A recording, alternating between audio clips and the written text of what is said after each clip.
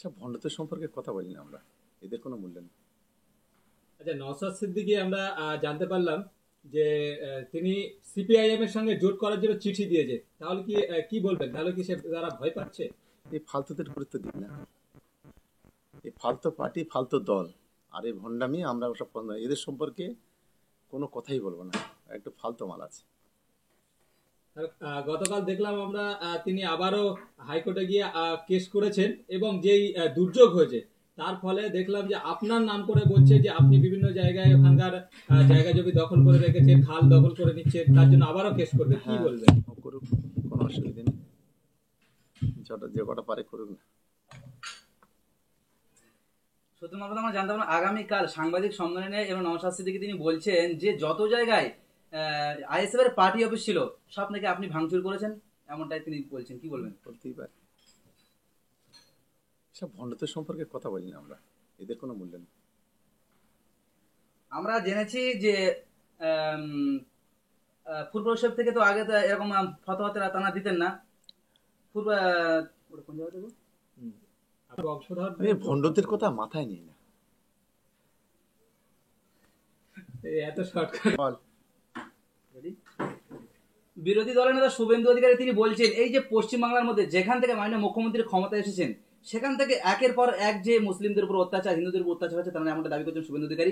এবং তিনি বলছেন 2026 নির্বাচনে যদি আপনারা বিজেপিকে নিয়ে আসেন তাহলে এই পশ্চিমবাংলার মধ্যে শান্তি ফিরে আসবে, এমনটা তিনি বলছেন। কি বলবেন আপনি?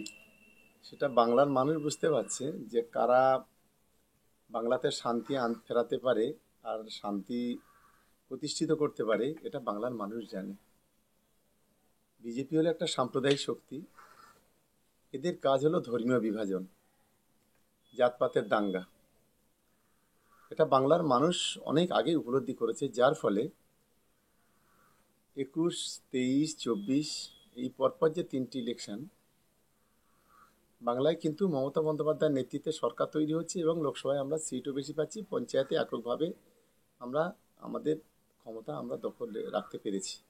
এবং 2026-এ সাম্প্রদায়িক দাঙ্গাবাজ বিজেপি এবং তার সহকারী যারা আছে বাংলাতে প্রত্যেকেরই পতন হবে এবং চতুর্থবারের জন্য অভিষেক বন্দ্যোপাধ্যায়ের সেনাপতিত্বে মমতা বন্দ্যোপাধ্যায়ের নেতৃত্বে যে নির্বাচন হবে, বাংলা তৃণমূল কংগ্রেসের কর্মীরা প্রস্তুত এবং তৃণমূল কংগ্রেসই আবার চতুর্থবারের জন্য ক্ষমতা হবে। নবান্নে আবার সেই হাওয়াই চটির দাপট থাকবে এবং সেই দাপটে 2029-এ বিজেপি কুপকাত হবে। 2026 ইলেকশন ভোট নিয়ে কি বার্তা?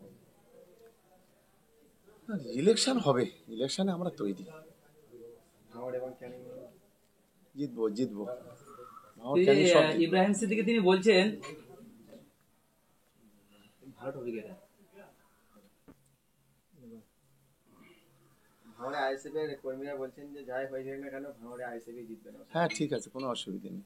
কিন্তু আমরা তো দেখতে পাচ্ছি একের পর এক আইএসএফ ছেড়ে তৃণমূল তো সব জয়েন করছেন, তাহলে কি বলবেন? যেদিন বলবো ভোট গণনা যেদিন হবে সেদিন বলবো, পাগল ছাগলের আমরা দাম দিই না।